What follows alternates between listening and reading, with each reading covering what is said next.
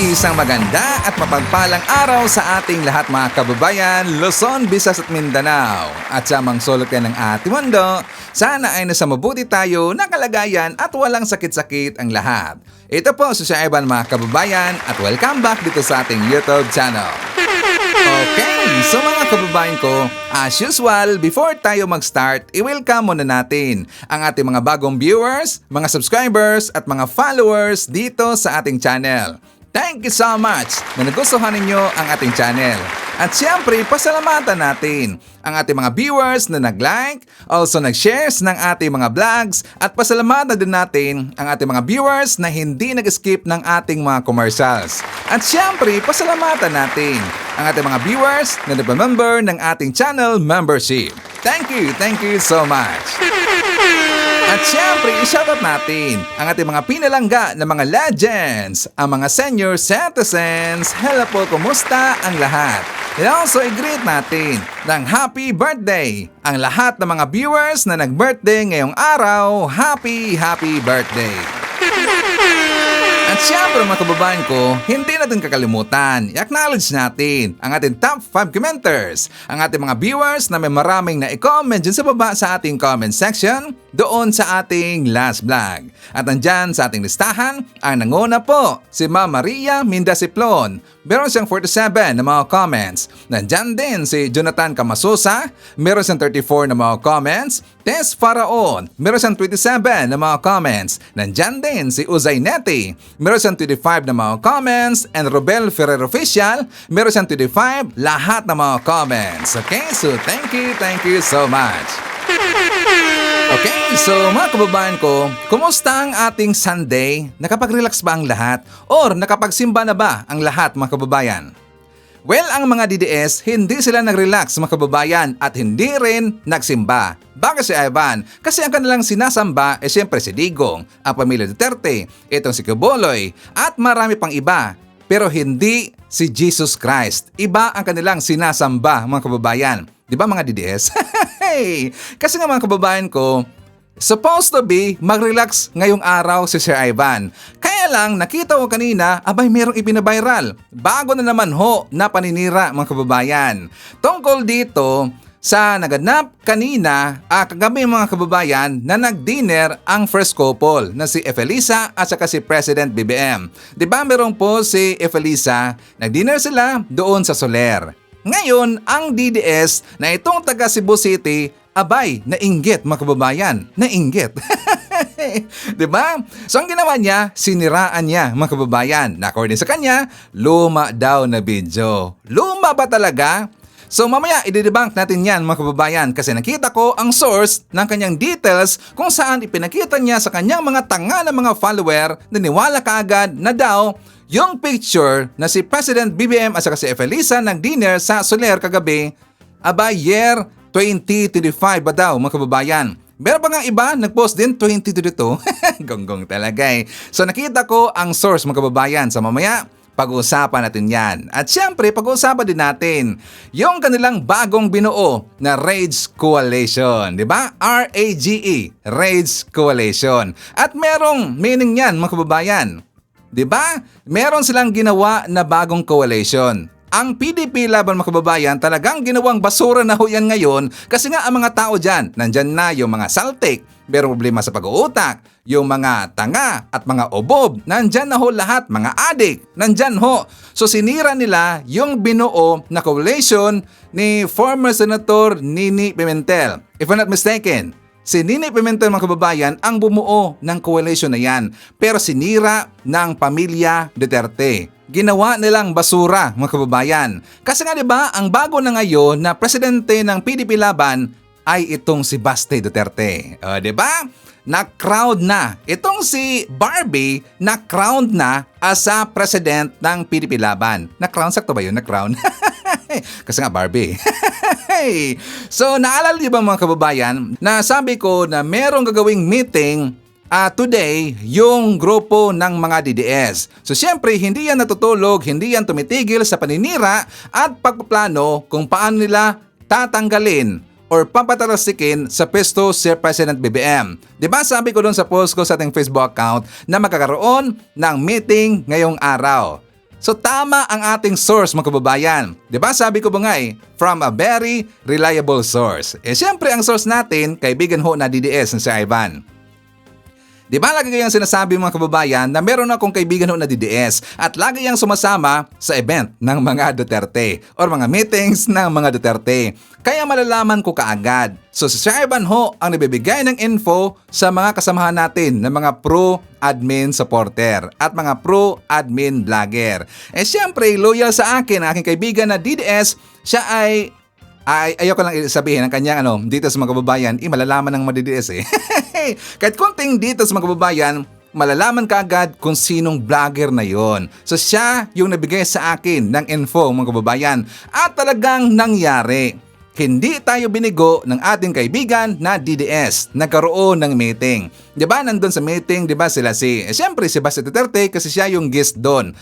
Yan po ay binuo ng Padapa Laban mga kababayan. Nandun din sila diba yung mga kalyado ng mga DDS senators. Nandun itong mga DDS mga congressman.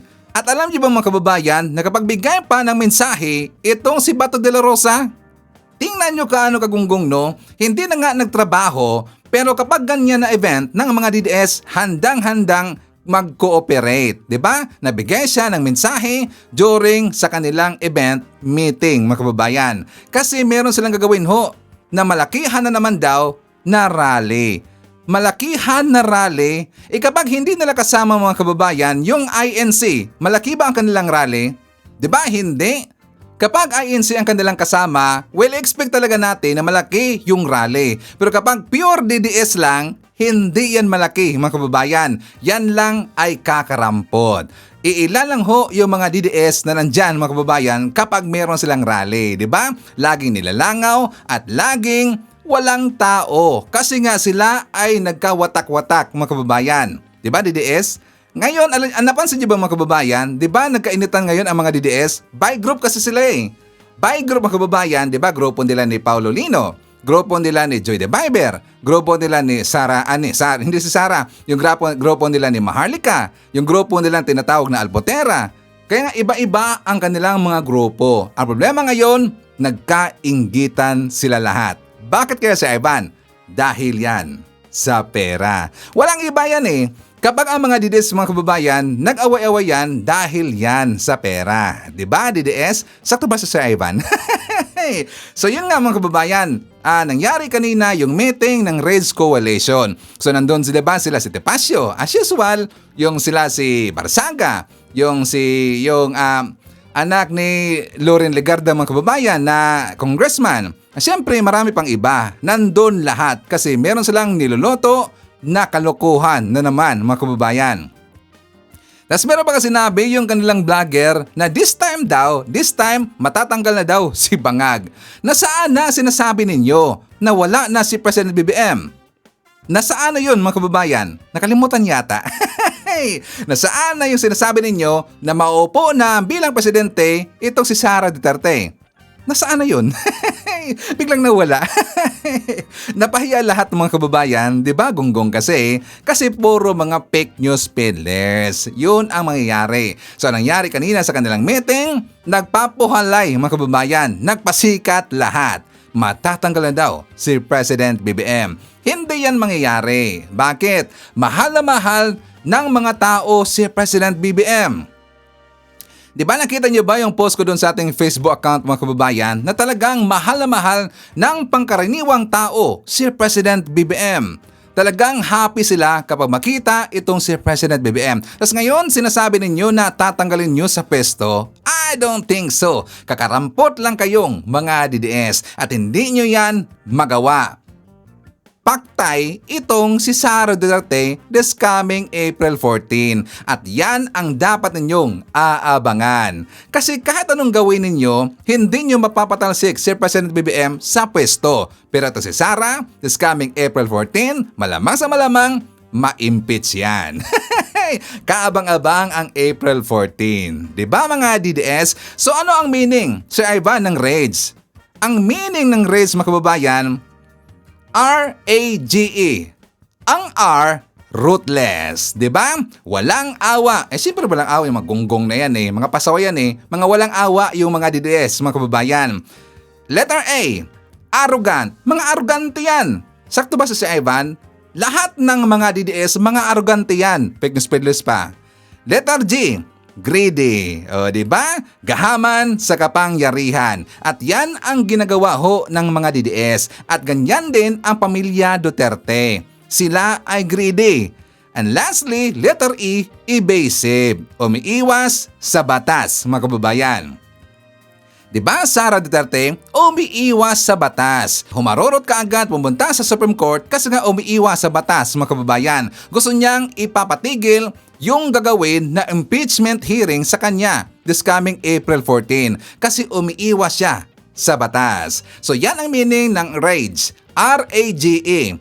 Ruthless, arrogant, greedy, at saka evasive. Sakto ba si Sir Ivan, mga DDS? Please comment sa baba, babasahin niyo mamaya ni Sir Ivan. Okay? So mga kababayan ko, before tayo magpatuloy, gusto ko munang magpasalamat dito. Naalala niyo ba na meron akong binanggit dito mga kababayan tungkol sa ating Facebook account? Diba sabi ko na ito ay minanupula na ngayon, ito ay trinabaho na ngayon ng mga DDS kasi nga gusto nila na matanggal or ma-restrict ang ating Facebook account na Jill Review TV.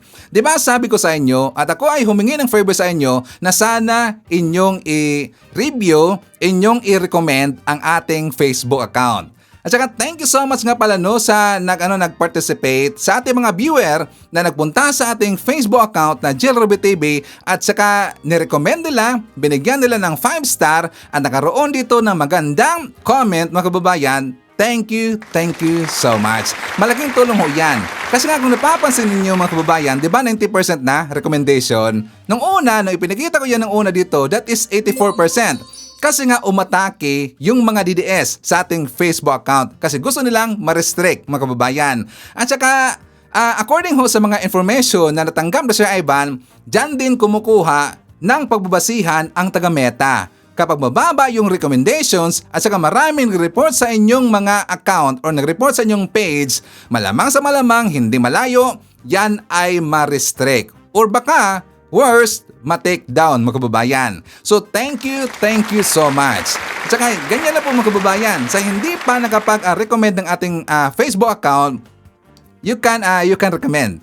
Napakasimple lang naman yan at saka napakadali lang po mga kababayan. I-click nyo lang po yung nilagyan ko na may arrow dyan sa ating Facebook account. Okay? So Jill Review TV Facebook. So anyways mga kababayan, dito muna tayo sa good news. Naalala niyo ba yung sinabi ko week ago mga kababayan na Friday, that is the other day mga kababayan, Friday, darating yung in-order natin na oil supply from Malaysia. Diba sabi ko pa nga na 300,000 barrels to be exact. 300,000 barrels darating sa Pilipinas yung in-order natin na diesel dumating mga kababayan. 52 million liters lahat. 52 million liters lahat ang dumating na diesel at saka ibang oil. At yan ay madagdag sa ating oil supply sa bansa natin. Kung napansin niyo ba mga kababayan, di ba the other day nagkaroon kaagad ng rollback? Hindi ganun kalaki yung rollback. Siguro ang rollback mga kababayan, mga 5 lang yata yon, 5 or 7 pesos. And sa iba, merong 2, merong 3. Hindi ganun kalaki yung rollback. Kasi ang malakihang rollback mga kababayan ay this coming Tuesday pa. O di ba? Abangan. I-save natin ang date. That is April 14, magkakaroon ng malakihang rollback. At yan din ay binalita ni President BBM. Magandang araw po sa ating mga minamahal na kababayan. Meron po akong ibabalita sa inyo. Simula Martes, Abril na ang 14, may malaking rollback sa presyo ng langis. Mahigit 20 piso ang ibababa sa diesel. Ang gasolina naman may bawas na 4 pesos 43 centavos kada litro. Kerosene, 8 pesos 50 centavos kada litro ang ibababa. Malaking tulong ito lalo na sa ating mga driver, sa mga commuter at sa bawat pamilyang Pilipino na araw-araw naapektuhan ng mataas ng presyo ng krudo. Hindi pa ito sapat, kaya tuloy-tuloy naman ang ginagawa ng inyong pamahalaan para maibsan ang epekto nito sa inyong pang-araw-araw na buhay. Hindi po tayo titigil hanggat hindi natin napababa ang gasto sa biyahe, sa pagkain at sa kabuuang pamumuhay ng ating mga kababayan. Sa mga susunod na araw at linggo, may aanunsya po ko na mga dagdag na hakbang at tulong mula sa gobyerno. Hindi nating hahayaang mapabayaan ang bawat Pilipino sa gitna ng mga hamong ito. Kaya tuloy-tuloy ang trabaho ng pamahalaan nang may maramdaman na ginhawa ang bawat pamilya. At yan ang tinututukan namin araw-araw. Maraming salamat po. O, diba? Good news yan. At least nag-umpisa na mag-rollback mga kababayan at sana tuloy-tuloy na yan. Diba? Baka sasabihin na naman ng mga DDS na AI video yun mga kababayan. Diba?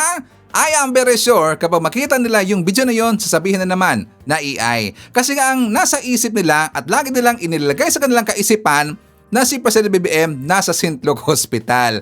Diba? Nakaratay. Malala na daw yung sakit mga kababayan. Like for example, itong tao na to napahiya. Ipakita ko sa inyo itong kanyang sinabi, mga kababayan. For more details, let's watch this. Kapag mamatay si Bangag ngayong taon, magpapaparty ako. Ganun ako kasaya pag mamatay talaga si Bangag. Inahamon ko si Auntie Claire, kung talagang buhay pa, mag-live ka kasama si Bangag. Hindi yung puro video recorded yung ina-upload ninyo, tapos mga luma na. Di ba? Alam niyo, malungkot na balita ito kasi kinonfirm na talaga na namatay na. Grabe no, pinipilit na lang talaga magtrabaho. Yung pag-iwang-giwang na lang maglakad. Di ba? Makikita mo talaga parang parang lasing. Makita niyo yan, mamaya bumulagta na, bumula na yung bibig dyan. Oh, di ba? Nagpalusot. Ganyan kasi ugali ng mga DDS. Kapag napahiya, magpapalusot mga kababayan. Una, sabi niya, magpa-party daw siya kapag matigi si President BBM. O di ba, gunggong talaga eh. The second, hinamon niya si Yussi Claire Castro na mag-live daw at kakausapin si President BBM. At yun ay nangyari.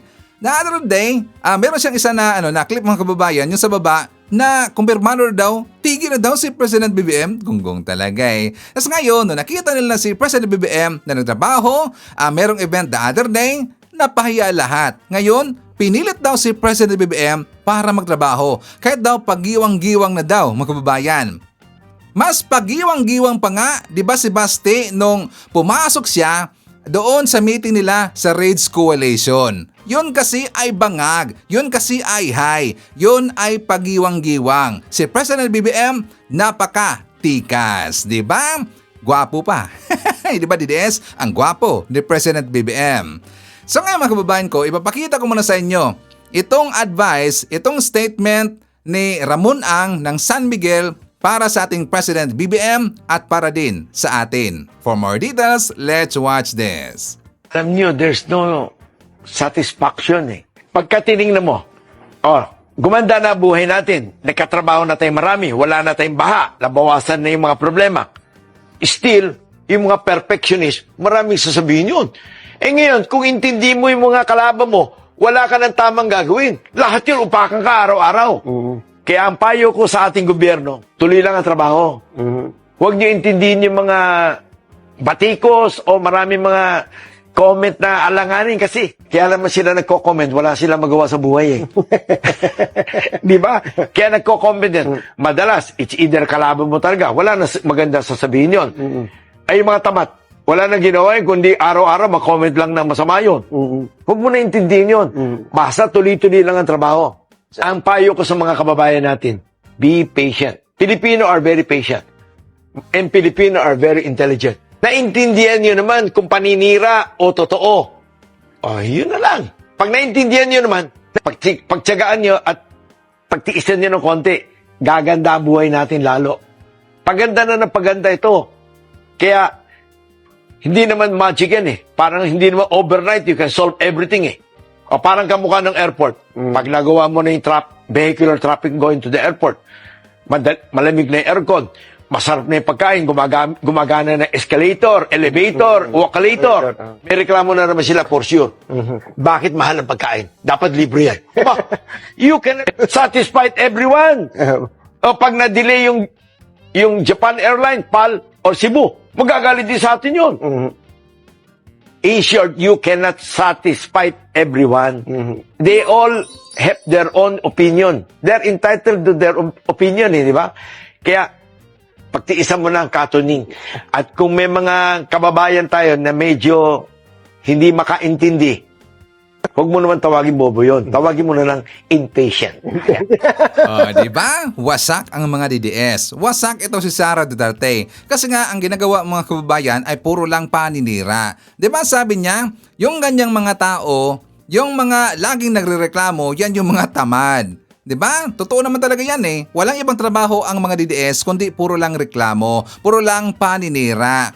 Kasi nga, dyan sila binabayaran ni Sara. Diyan sila kinontrata ni Sara para sisiraan ang ating presidente, para masira ang Marcos administration at para itong si Sara Duterte ang maging bida.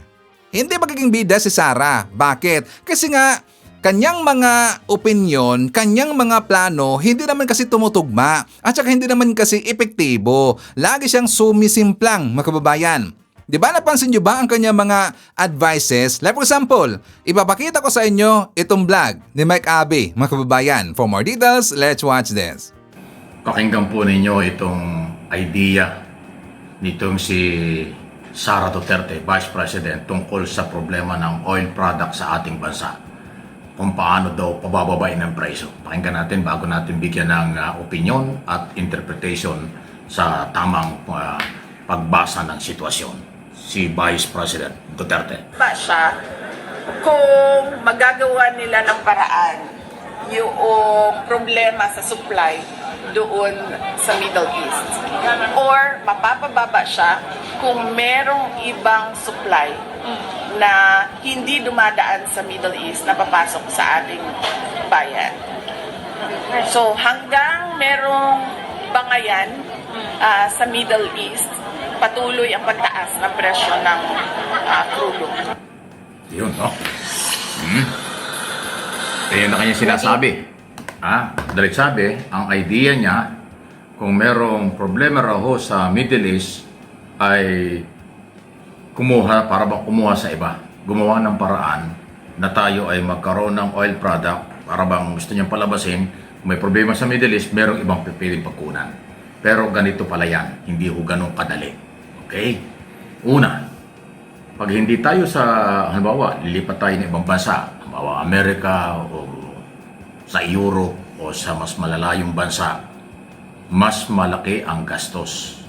Hindi yun solusyon para bumaba ang presyo kasi yung transportation, yung biyahe ng mga barko na magdadala ng oil dito kung malayong pinanggalingan, dagdag na gastos yun. Di ba? Di ba?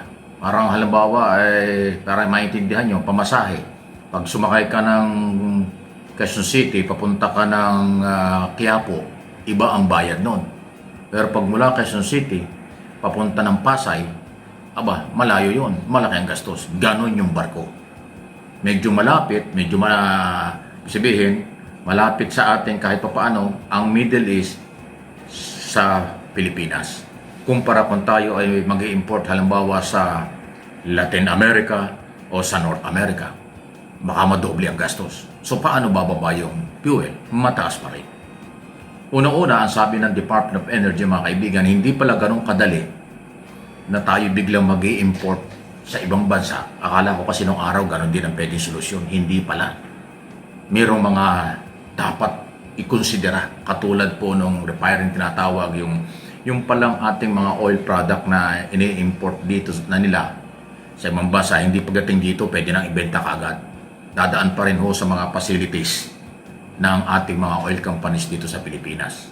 So yung ating palang mga facilities, na ginagamit para malinis, maayos yung crude oil na bago nila ibenta sa merkado, yung pala ay hindi pwedeng sa lahat ng klaseng oil.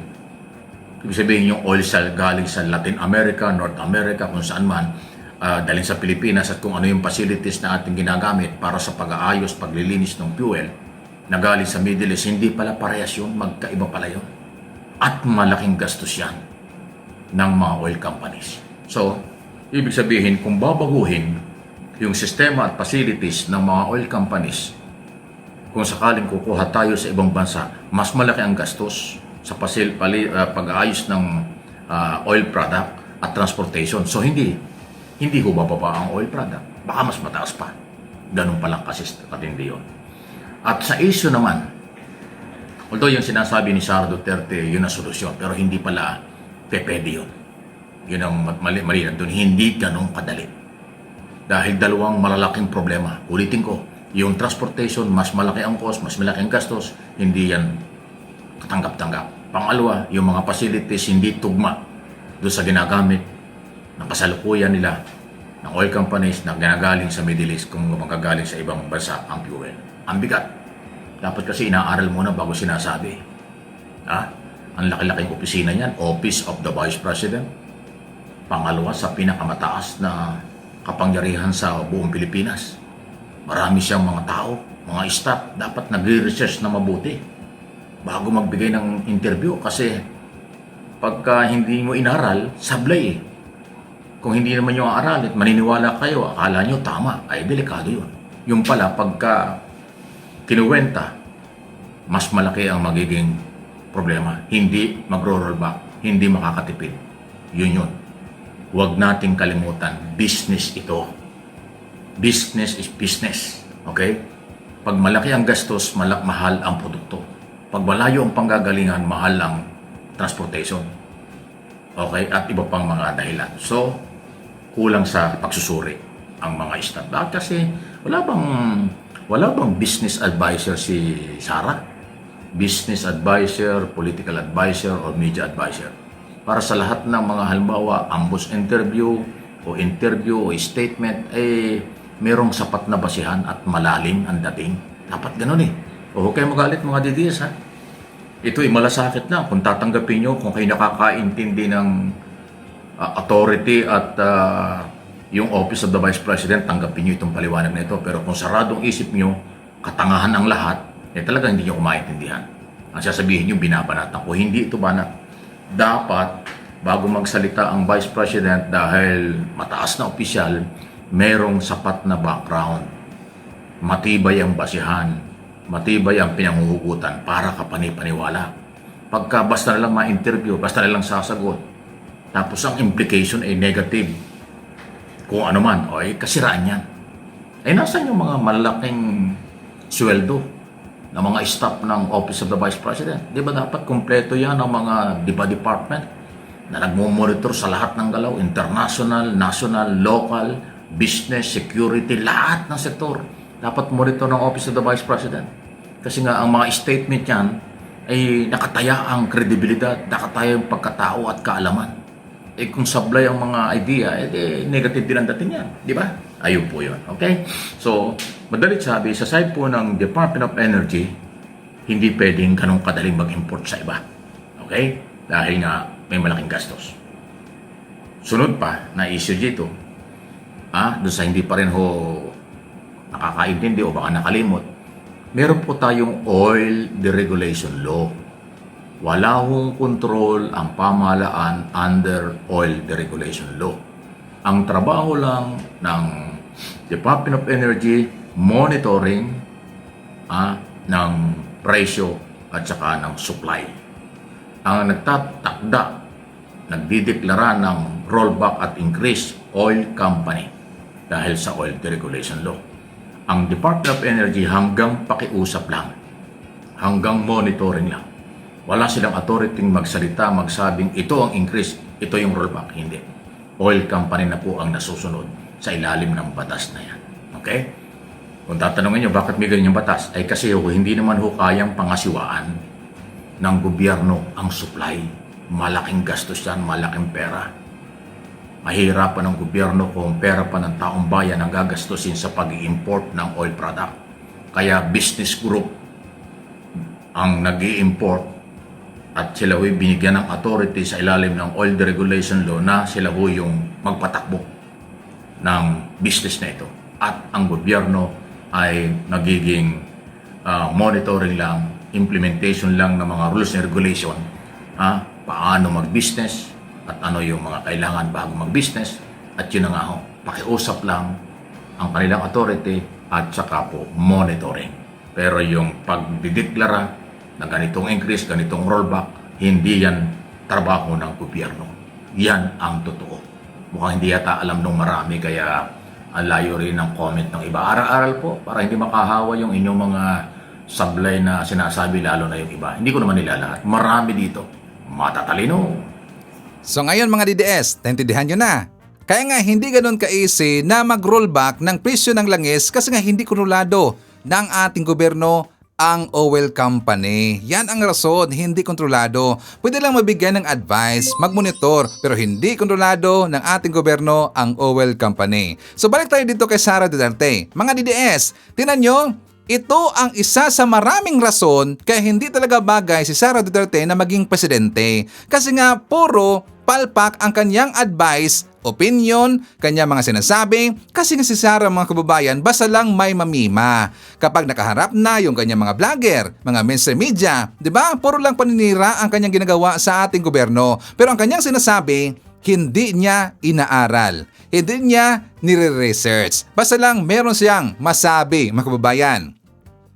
Di ba kanyang mga sinasabi, naisip na ho yan ng ating gobyerno, nandyan na ho yan. Pero si Sara kulang kasi dito. Pag-aakala niya, siya ang magaling, mga kababayan. Siya ang bida dito. Tas nagiging kontrabida yung ating gobyerno. Nagiging palpak yung ating gobyerno. At siya ang bida dito. Pero kapag iisipin niya ng mamayang Pilipino ang mga sinasabi ni Sara Duterte, talagang palpak. Talagang wala sa hulog. Kulang dito. Hindi ni-research ang kanyang sinasabi. Basta lang may mamima, mga DDS. Gusto nyo ba na ganyan na klase na tao ang magiging presidente sa 2028? Mag-isip-isip tayo. Mga kababayan, gusto nyo ba si Sara Duterte ang maging presidente sa 2028? Please comment sa baba, babasahin niya mamaya ni Sir Ivan. Okay? So before tayo magpatuloy mga kababayan, syempre i-shoutout muna natin ang ating mga suki, mga early birds, yung nanguna na nag-comment dyan sa baba sa ating comment section. So nandyan sila si Walter Romano. Nandyan din si May Agnes Stoche, Trexie Belia, Nestor Potian from Norway. Nandyan din si Maria Mindesiplon, Bong T, Jayman Langit, Haitsu Joy Palma, Florifigo Mapak. Nandyan din si Evangeline Borgonio, Marcus Hernandez from North Carolina, USA, Cecilia Manaksa, Prissy, Edna. Nandyan din si Melinda Sarmiento. Shoutout natin si Ryan Estino, Mila Valdez, Tarhata Bagaryungan, Marilyn Ortiguero, and hi to Elmer P. Naranda. Okay, mga kababayan ko, dito na tayo sa ipinaviral na naman na fake news ng mga DDS. Sino ang napakalat, Sir Ivan? Itong isang gunggong na taga Cebu City. Itong nagangalan na Marjorie Alison. So nainggit siya mga kababayan. Kitang-kita, inggit na inggit. Kasi nakita niya si First Lady at saka si PBBM nag-date. O diba? Happy-happy. At saka in love mga kababayan. Kaya nainggit ito si Marjorie Alison. Sabi niya, Diyos ko, ako good gi-research. Gin-research na daw mga kababayan. At saka ito daw ang reply sa ChatGPT.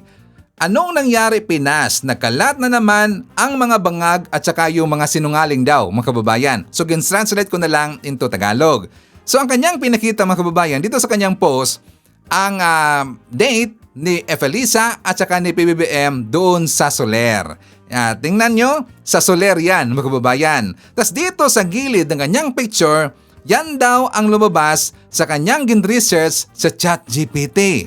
Sabi niya ChatGPT. Pero kapag titingnan natin mga kababayan, Meta AI. Diba doon pa nga lang may problema na sa kanyang sinabi, gin-research niya daw sa ChatGPT. Pero bakit Meta AI ang kanyang ipinakita mga kababayan? O diba? Diyan sa Meta AI, nagtanong siya kung kailan daw ito kinuha ang picture na to. Sabi niya, when did this picture taken? Sabi dito sa Meta AI daw, mga kababayan, that photo was taken during President Ferdinand Bongbong Marcos Jr. and First Lady Aranita Marcos date night, April 2024. The first couple posted photos of their dinner at a steakhouse in BGC, Taguig City on Wednesday. GMA News reported it on April 25, 2024. The image shows them posing with the chief at the restaurant that night. I can't pull the exact EXIF timestamp from the file itself, but based on when it was publicly shared, it was taken around April 24, 2024. O, di ba? Ang daming naniwala kaagad ng mga DDS, mga kababayan. Hindi man lang mag-research kapag pinapakain sila ng ganyan ng mga info, naniniwala kaagad. Kasi nga ang habol ng mga DDS, mga kababayan, syempre para sisiraan si President BBM at saka si Efelisa na daw ang mga post nila sa kanilang Facebook accounts ay puro old photos daw, mga kababayan, or old videos. Di ba? Yan ang lagi nilang sinasabi. Sa ngayon, siyempre, i-research natin yan. Kapag DDS ang napopost, nakakaduda yan. Yan ang motto ni Sir Ivan. Kapag DDS ang nagpo-post, nakakaduda yan. So, dapat natin yan imbestigahan, mga kababayan. Diba? Una, doon sa kanyang caption. Sabi niya, ito daw ang reply sa kanya ng ChatGPT. Pero bakit Meta AI ang nakita natin, mga kababayan? O, diba? Sinungaling na. So ngayon, nag-research si Ivan. Ginamit ko yung ChatGPT. Ito ang lumabas, mga kababayan. O, diba? Meron bang nakalagay dyan kung kailan nag-dinner or kailan yung kinuha ang picture na yan sa ChatGPT? Walang nakalagay, mga kababayan. Hindi ibinigay ng ChatGPT kung kailan kasi hindi na-determine ng ChatGPT kung kailan yan. Bagay sa Ivan, kasi hindi matrace ng ChatGPT ang metadata. Ibig sabihin, kapag raw file, mga kababayan, for example, di ba, mag-picture tayo gamit ang ating mga cellphone. Kapag titignan natin yung information, mga kababayan, ng picture na yan or details, makikita natin yung timestamp, yung date, time, kung kailan yan kinuha ang picture na yan. Di ba makikita natin? At kapag yan ay i-upload na natin sa Facebook, mga kababayan, mawala na yung metadata, mawala na yung files. Kaya yan ang ibig sabihin ng ChatGPT na hindi nila ma-determine ang exact date sa photo na yan. O, di ba? Gets ba natin, mga DDS? Hindi nyo maloko si Ivan. Pati din ang Meta AI, mga kababayan. Tingnan nyo, ano ang reply ng metadata o Meta AI? The image does not contain any visible date or timestamp. So the exact time the picture was taken cannot be determined from the photo itself. Ibig sabihin, mga kababayan, yung ipinakita niya na merong result sa Meta AI, yun ay edited. Ang details, yan ay edited, mga kababayan. Malamang sa malamang, ginlagay lang dyan ang details na yan. Sa ngayon, dahil nilagyan niya na merong info, mga kababayan, na yan daw ay ginbalita ng GMA. Diba sabi niya? GMA News reported it April 25, 2024. The first couple posted photos on their dinner at a steakhouse in BGC. So yung word niyo, mga kababayan, BGC, first couple, Marcos, GMA News report, yan lang ang gagamitin natin na words para i-research natin sa Google. At ito ang lumabas, mga kababayan. Di ba? Kitang-kita na natin yung info ng kanyang ibig sabihin. President Ferdinand Bongbong Marcos Jr. and First Lady Lisa Aranita Marcos were spotted having a date night dinner and steak and fries in Bonifacio Global City or BGC, Taguig, according to GMA News report from April 2024. Kay details about the dinner based on social media posts shared by the first couple and local news outlet. Meron dyan, BGC, April 2024 at saka first couple. So nung gin-click ko, mga kababayan, ang link na ibinigay ng Google, ito ang lumabas. Diba? Luma! April 25, 2024. Ibinalita ng GMA. First couple shares date night photos. Diba ang luma? Diba? May mali kasi sa DDS. Bakit yung nilagay doon na nireport yan ng GMA? Nilagyan pa kung saan ang location, kung saan sila nag-date or kumain ang first couple. Napaka-easy na lang ho yan ngayon. I-research DDS at yan ang lumabas. Diba? Yung luma, mga kababayan. At nakita ho natin yan, diba yan po ibinalita ng taga-GMA that is year 2024. Nalaban natin yan. Yes, nakita natin yan at yan ang details. President Ferdinand Marcos Jr. and First Lady Lisa Aranita Marcos took some time off from their official functions for some quality time together. According to a Facebook post by the Marcoses on Wednesday, the first couple had dinner at a steakhouse. O di ba? Hindi kayo makakalusot sa amin mga DDS. Kahit meron din kayong ipinakalat na daw yan ay year 2022. Mas lalo niyo lang ipinakita dito na edited ang inyong ipinakalat na picture. So sino dito ang mahilig mag-edit? Diba kayo? Sino dito ang mahilig mabakalat ng old videos or photos? Diba kayo? Sino ang mahilig dito bakalat ng fake news? Diba kayo? So booking na booking kayo lagi. Hindi kayo makakalusot kay Sir Ivan. Don't me. Magunggong kasi ito mga details mga kababayan, no? Diba? The more maraming details ang inyong caption, napaka-easy yan i-research, di ba? Tandaan nyo yan, DDS. Kapag maraming captions, maraming details, meron pang location at saka yung date, at saka kung sino ang nag-report, napaka-easy yan i-research. O, di ba? Don't me, DDS. Booking na booking. So mga kababayan ko, ibabakita ko rin sa inyo yung balita na kung saan sumulat na yung ating gobyerno, ang DICT at taga PCO mismo kay Mark Zuckerberg. Yung mismong may-ari ng Facebook or Meta, mga kababayan, at isinumbong itong ginagawa ng mga DDS. For more details, let's watch this. Sanibwersa ang DICT at PCO para ilapit sa Meta ang paglaganap ng fake news sa bansa. Malala na raw kasi ito at nagdadala ng takot at kalituhan sa publiko. Nakipag-ugnayan na rin sa Meta Platforms Incorporated ang Marcos administration para magpatulong sa patuloy nitong paglaban sa fake news sa gitna ng krisis sa langis. Sa isang liham na pirmado ni DICT Secretary Henry Aguda at PCO Acting Secretary Dave Gomez, sinabi nitong ang mabilis daw na pagkalat ng mga peke, mapanlinlang at nakakabahalang balita tungkol sa presyo ng mga produktong petrolyo, problemang pang-ekonomiya at sa mga umano'y aksyon ng pamahalaan ay labis nang nakakaapekto sa public order, economic confidence at national security ng bansa. Binigyang diin nito na wala pa rin daw patid ang pagpapakalat ng ganitong uri ng mga impormasyon sa kabila ng nauna nilang pakikipag-ugnayan sa Meta. Kabilang sa tinukoy ng mga ahensya ang gawa-gawang medical documents at announcements tungkol sa umano'y sakit o kamatayan ni PBBM. Pekeng mga abiso gaya raw ng pinalalang oil price hike, umano'y energy supply disruption o lockdown, at disinformation laban sa mga financial institution at payment system na maaaring magpahina sa tiwala ng publiko.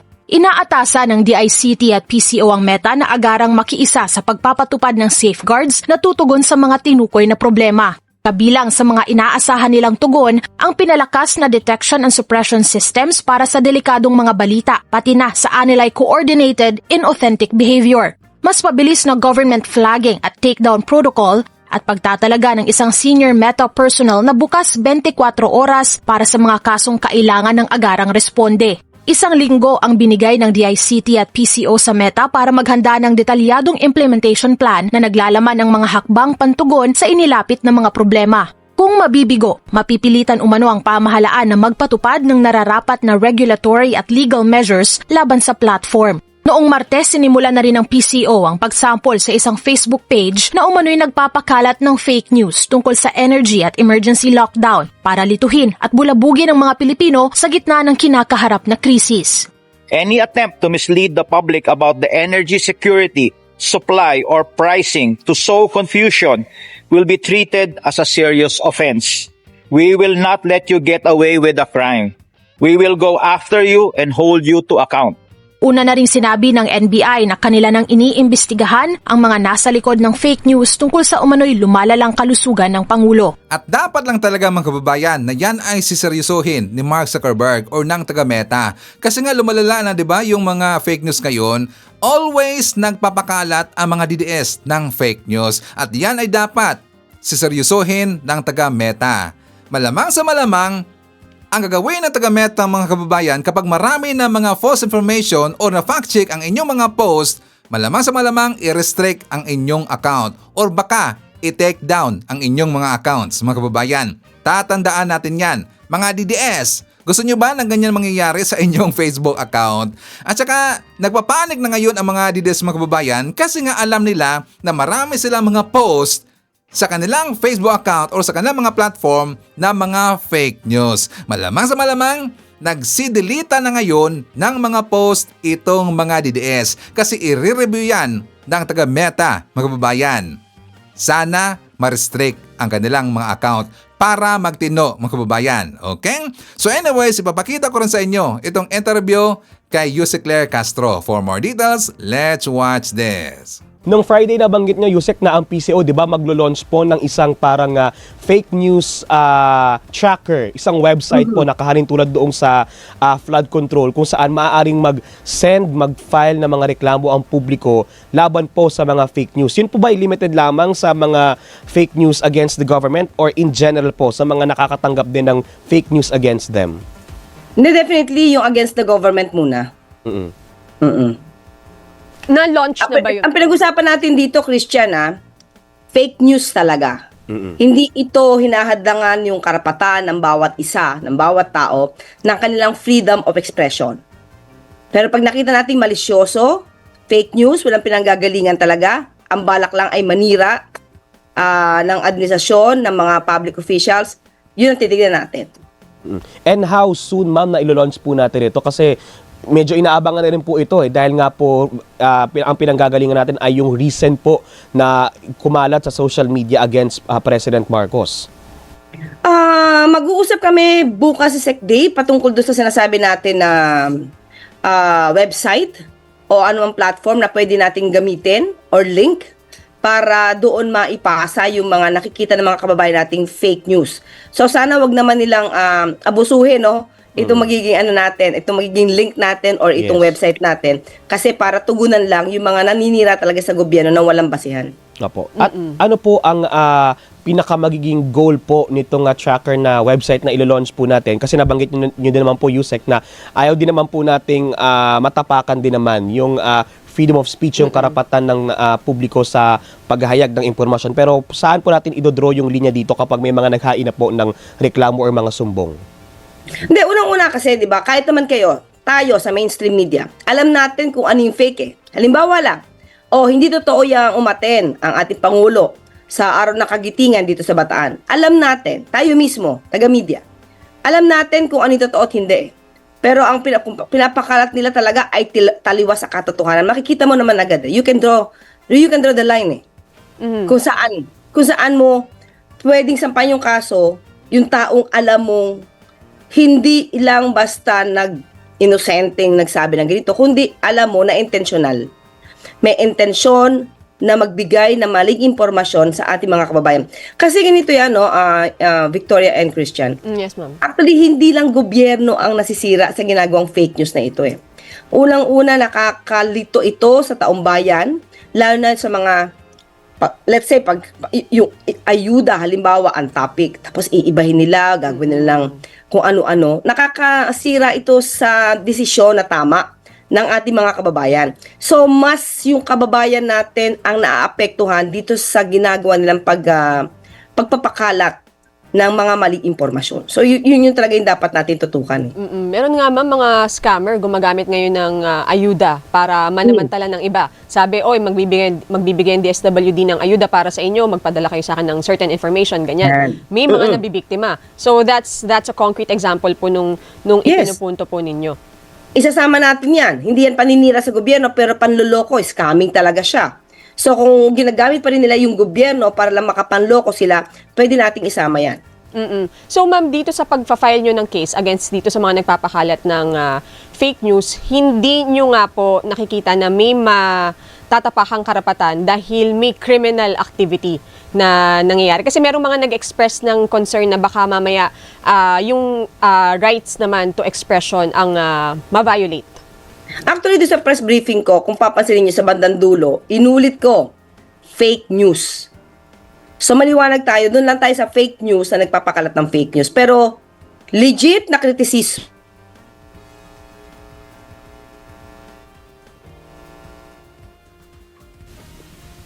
Oo, ayan. Ma'am, sorry, nawala lang po ang inyong audio.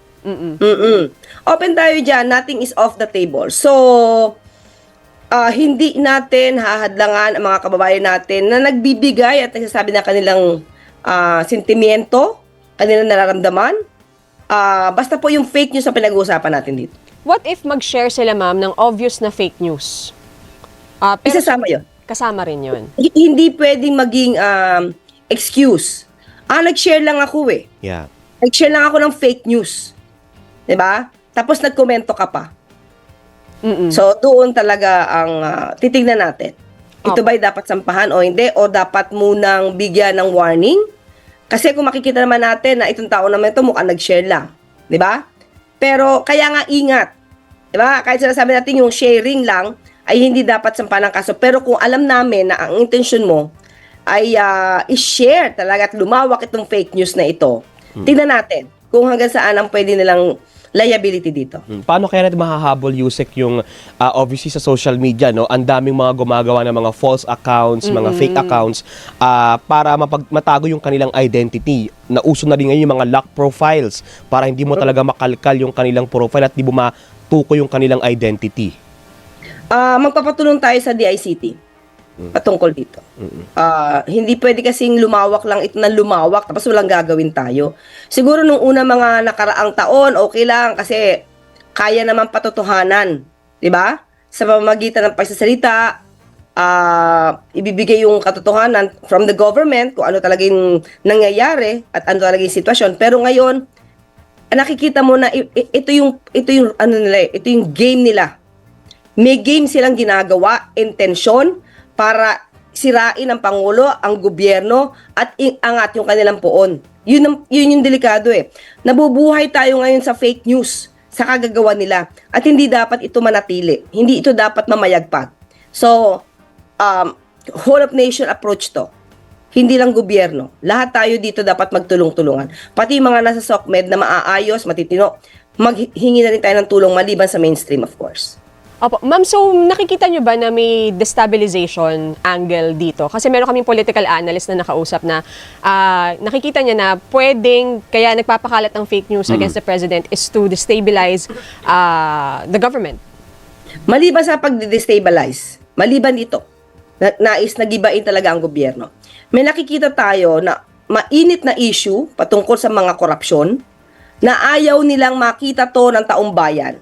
Kailangan nilang i-focus ang kanilang issue sa gobyerno para lagi ang gobyerno ang sisihin. At yung mga puon nila ang mamayagpag na parang napakalinis at ito yung savior para sa problema dito sa krisis sa Middle East when in fact, hindi nga makapagsalita kung anong tamang suggestion para mapababa ang presyo ng fuel. So, mga tipong ganon, para hindi makita ang kahinaan or yung issue ng korupsyon sa kanilang pinupuon, doon sila gagawi sa ibang issue na gawa-gawa lang. Okay lang sana man, Christian or Victoria, kung ang issue ay lehitimo na dapat natugunan ng gobyerno para maayos. The problem is wala kasing issue. Gumagawa sila ng issue. Alam naman natin kung sino ba yung expert sa paggawa ng intriga, pagplanta ng ebidensya. Ba? Itong kagalingan itong pagplanta ng ebidensya mukhang na ibaksak na niya sa kanyang mga trolls, sa kanyang mga kaalyado. Kaya ngayon namamayagpag sa paggagawa ng fake news. Ma'am, sino tong mga poon na tingin yung itinataas? Okay. Okay. Ito na muna tayo, Victoriano and Christian. Kanino galing ang fake news? Yun ang tanong natin muna. Di tayo magpapangalan dito. Pero alamin natin kanino galing ang fake news. Sino ang kanilang sinusuportahan? Sino ang kanilang inaangat? Doon lang malalaman natin kung sino yung poon nila eh. Di ba? Actually, madali mo rin talagang matutuko yan, partner, tsaka Yusek. Di na natin kailangan magbanggit ng pangalan. If you check the profile of those accounts, makikita mo naman kung ano ang mga consistent din na mga trend ng kanilang mga posts at kung saan talaga leaning towards. Hindi lang to sa isang panig, pero meron din mga ibang personalities na obviously they are biased with. Kaya at yun ang pinanggagalingan nila para i-up yung mga attack against the government, the officials, and even us, the media. Yes, oo, nabalitaan ko na pati ngayon yung mainstream media, sila ngayon yung parang binubuli o hinaharas nito mga fake news Kami peddlers na ang to. kontrabida ngayon bigla, Yusek. Mali daw po ang Yes. reports. Tama. 'Di ba? Kayo na nagbibigay ng tamang report. Bakit tama? Kasi binevet ito eh. Bago to lumabas sa inyo, inaaral to kung tama o hindi eh. May basis o wala. Sila na walang basis, walang anumang ebidensya, sila pa ngayon yung lumalabas na tama. So ganyan ngayon ang atake nila para yung mga ito nga ang kawawa eh, yung mga inosenteng mga kababayan natin na hindi na nagpa-fact check. Ngayon, ang paniniwalaan na lang ay itong mga fake news peddler. Diyan talaga tayo diyan talaga delikado. Sabi ko nga, hindi lang gobyerno ang kawawa dito, pati taong bayan na inosente, pati mainstream media na kayo na nagbibigay ng tamang news, kayo pa talaga yung inaatake nila. How is the president taking this, ma'am? We know na naglabas kayo ng video, nagsabi siya na, ang social media talagang ganyan. Kailangan maging maingat Oo. at wag basta magpaniwala. Hindi ba siya nababother ngayon? Kasi continuing pa rin po, persisting po itong attacks na ito. Well, anyway, alam naman niya yung mga atake. At ito na may pinamamahala niya na rin sa amin sa PCO na dapat matugunan itong mga fake news na ito. Kaya kami ngayon na nagtatrabaho para dito at ang Pangulo naman din ay busy kung paano talaga malilesen yung impact dito sa krisis sa Middle East. So yun ang tutok ng Pangulo, pati ekonomiya natin. So sabi nga natin, kahit sabihin niya na parang hindi pinapansin ng Pangulo yung fake news, hindi. Kasi sa amin nakatoka yun. Ang dami pong mga panawagan din sa social media, ma'am, na sa mga kababayan po natin na maging visible po lalo ang presidente to prove na talagang walang katotohanan ito mga allegation. This coming week, ma'am, may mga nakalinya po mga activities, public activities ang presidente? Sa akin pagkakaalam, oo. Pero actually ganito yan, Christian and Victoria. Di man natin nakikita sa labas. Kasi may mga pagkakataon hindi naman kailangan lagi sa labas. Kasi bakit? Ang karaniwang ginawa ng Pangulo itong nakaraang linggo ay meeting para matugunan nga itong problema dito sa Middle East. So, kung lagi naman siya nasa labas, paano na yung mga meetings naman? Sabi ko nga sa inyo na isang araw, ilang sunod-sunod na meeting yung pinuntahan namin with the President Inatinan namin with the President. May uplift, di ba? DBCC, nandiyan din. So, just imagine, ang Pangulo, nagtatrabaho, nakikita niyo naman po sa report sa post ng PCO, ng website mismo ng Office of the President, doon naman makikita. Kaya hindi pwedeng sabihin hindi visible yung Pangulo Kasi dapat ma-distinguish natin visible kasi nasa labas, nasa event, pero visible naman siya sa meeting dito sa Malacanang. So, dapat tingin ko makita din nila yan Actually nga, di ba, live naman din yung naging event ng Pangulo sa Bataan nung Webes, and yet marami pa rin hindi kumbinsido, ginawan pa nga ng issue. Nasa ospital pa rin siya. Diba? Actually, tingin ko ganito yan Alam nilang totoo to. Alam nila yung event na to. Kasi sabi natin, may mga cameraman, may mga media na pumunta. Alam nilang totoo ito, pero talagang ginagawa nila na imali. Mas gusto nilang pangibabawan yung totoong news ng mainstream media at ng ibang SOCMED na lehitimo. Gusto nilang pangibabawan at gusto nilang ipakita na itong mga fake news peddlers ay mas dapat kapanipaniwala kung ikukumpara sa mainstream media. So yun yung delikado. Hindi ba? Kasi alam na nilang totoo pero intentional nilang ginagawa. Hindi sa sinasabing wala nininiwala, hindi. Ginagawa talaga nilang mali ang nire-report ng mainstream media. Ma'am, siguro panghuli sa akin, although nabanggit nyo na rin to in your past press conferences, pero ano uli ang pakiusap ng Malacanang sa public given na ito nga, very blatant yung lies, yung nakikita po natin sa social media? Yes, unang-una, nung huling press briefing natin, sinabi natin with the mainstream media, nasa SOCMED na mga maayos, mga lehitimo, mga matitino, na totoong mga katotohanan lamang ang isinisiwalat. Nakikiusap na tayo kasi hindi to basta pwedeng gobyerno lang po ang magtatrabaho dito. Lahat po tayo, pati po yung mga kababayan natin, kahit sabihin natin na hindi involved sa media, pero kayo po ay may alam na katotohanan. Kapag may nag-post po niyan, kayo na po ang maglagay na fake news kung alam po ninyo na fake news ito. So, pakiusap lamang po natin para po hindi maligaw yung ibang mga kababayan natin na karaniwan ay naniniwala lang sa nakikita nila sa SOCMED, yung sa algorithm nila. So, pagtulungan po natin ito hindi lang para sa gobyerno, kundi para sa buong bansa natin at sa mga kababayan po natin na wag naman sila maligaw ng mga fake news. Mahirap mabuhay sa isang liderato na puro fake news po ang pinapakalat. Ma'am, last na lang, pahabol na lang kasi nabanggit po yung Uplift Committee. Are we expecting an announcement from the President tomorrow tungkol po doon sa mga recommendation kung suspended or tapyas ang fuel excise tax? April 12 ngayon, most probably yes, April 13. At ano po Most kaya probably, ang yes. magiging anunsyo ng Pangulo? Ano po yon? Ano po kaya ang magiging announcement ng Pangulo, ma'am? Christian? Pangunahan ko ang Pangulo? Hindi, Ang baka aga-aga. mabulong niyo, ma'am, sa amin. Buti na lang gising na yung utak ko, kundi baka napasagot mo ko. Sayang. Abangan bukas, ma'am. May aabangan bukas. Yes. Oo. Alright. Okay, may sige po. aabangan. Yung pala dapat yung una natin tinanong, no? Para baka sakaling hindi pa ganun kagising ang diwa ni Yusek. Yusek, Oo, thank you aga, no? Okay, so kasama din natin, nandyan si Felma Cabato from Toronto, Canada. Hi to Amara Akia S. De Castro from Maria Midasiplon. Nandyan din si Ashin from Greece. RJA Urtaxa. Nandyan din si Evelyn Garcia. Josephine Gallego. Evangeline Sanchez from Paris, France. Nandyan din kasama natin si Tony De Los Rias from New Jersey. Lodi Benson. Nandyan din si Rodora Policarpio. Michael Vinas. Esther Raful. Nikki Mariano. Nandyan din si Herminia Songalia. Alfredo Benavesta. Marie Usta. Nandyan din si Leonardo Astillero. Ryan Estino. Eme Mapalad. And hi to Shirley Risman from Ohio, USA. Okay, so mga kababayan ko, ipapakita ko sa inyo ang vlog na to. For more details, let's watch this. Ako po ang akala nilang insider ng Pinklawan. Pero ang totoo, outsider dahil galit sa akin si Senator Bam. Charot! Galit sa'yo? Bakit? Bakit sa'yo galit si Bam? Ewan ko. Di ba, dapat ideally kaibigan mo lahat yan. Ideally but realistically hindi. No, ako I have nothing against Senator Bam, no. Baka yung staff niya kasi or yung mga PR niya parang ayaw yan. No, but seriously, it was about that whole ideal statement? Oh, way before. Way before pa. 2025 elections, baka napansin siguro nila na hindi ko masyado pinopromote si Senator Bam. Baka may nagtatampo. I didn't know that. Why? I criticized Senator Bam then I think for cozying up with the INC nung 2025 elections. Ng midterms. Yeah, I mean, yun naman yung Tweety Bird ko from the Bam Aquino camp. Huwag mo na lang hanapin Senator Bam, sinong Tweety Bird ko dyan. Pero again, I mean to offend no one. It's just reality, di ba? I'm just saying reality.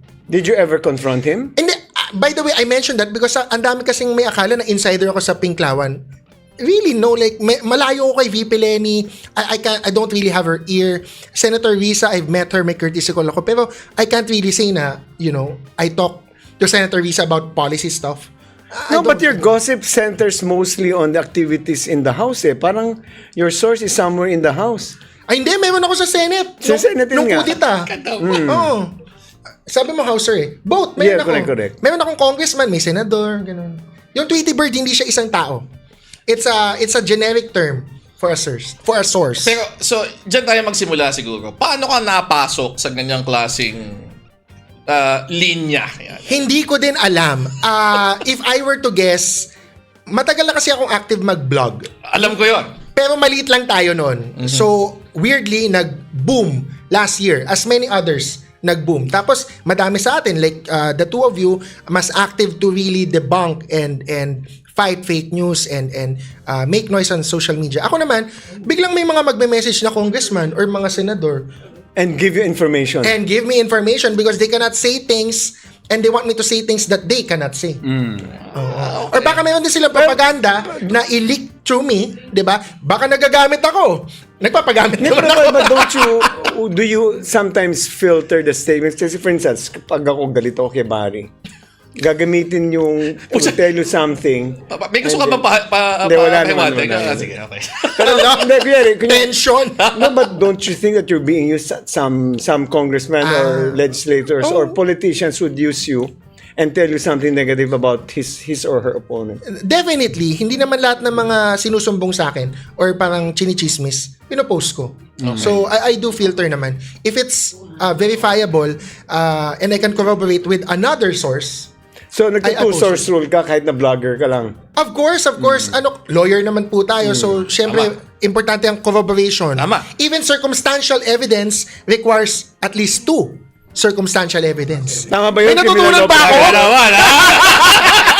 Criminal law professor. 1 and 2. Imagine, Kaya, both Kaya mas magaling na komentarista mga abogado eh, di ba? Kasi alam yung yung mga ganyan mga rules eh. Grabe. Just to recall, sa law school, di ba? Oo, ito na. Oo, yung mga mistake of fact, mistake of law, hindi ko na sasabihin. But he gave one of the, or some of the most absurd examples para mapaisip ka. Sige nga, share mo applicable nga. ba yung batas o hindi? Share mo nga. Hindi ko naman share lahat. Basta meron about aliens, meron about rape, meron about dead bodies, or imaginary, ganon. Talagang Criminal law kasi tinuturo ko eh. So, mistake of So, fact. how long have you been teaching criminal law? since 2001? Wow, pero 25. not counting yung years na nasa gobyerno. Pero kuripot mag-grade. Eh, siyempre. Diba? Did you ever Parang teach law? point. Ako, I taught law-related subjects but not in a law school. Saan ka naturo? FEU, 2014 to 2017. Pero hindi in the law school. Sa Pol Sci Departments tsaka Mascom. Why haven't you considered applying na magturo sa law school? Not necessarily sa UP. Pero Well, because Falsis versus Civil Registrar General happened. So, ako naman, I am self-conscious na I don't want to teach law because syempre, tatanungin ng ibang faculty or ng mga students, ito yung pinagalitan ng Supreme Court sa kaso na yun ito yung final niyang case sa Supreme Court for marriage equality. Which eventually, I will have my own piece of history because ang nakasulat lang doon is the side of the justices. Hindi ako narinig doon. I will get my chance. Was there to ever say an my oral piece. argument there? There was. No, what I'm talking about is the reasons why I was scolded. I haven't shared my piece. I know why you were scolded. You were cited for contempt, right? No. Show cause for indirect. Okay. Yeah, I wasn't cited in contempt. Show cause lang. Show cause to explain. But the actual reasons and the actual circumstances, I have yet to share my piece. So kailan mo, ano yung venue na balak mong ilabas itong... kasi parang, yan ang mga yan ang mga exciting na hintayin. Dito na natin gawin yan. Sige, share mo nga. Basta ganito na lang. Yan, sige May nga. nag-file ng impeachment sa 7 COMELEC justices. Okay. Hindi ko naman sinasabing magpa-file ako ng impeachment. Sinasabi ko lang may nag-file against George Garcia. Okay. And the other commissioners. Oh, no, really? Take from it what you will. No, because ang preview ko na lang is I was discriminated. I'm not a lawyer lang, 'di ba? I'm also a gay person. I'm a Filipino citizen. And this is with all due respect to the Supreme Court and to the legal profession. They usually say being a lawyer takes precedence over everything about your identity. I think that's wrong. Okay. For example, yung mga infidelity cases to disbar lawyers and other basis for immorality, parang na talaga masyadong trump card yung pagiging lawyer na all of our actions are police. Subject to scrutiny So, and... or regulated. You mean to say, as a regulation. lawyer, there's a heavier burden on you to live your life?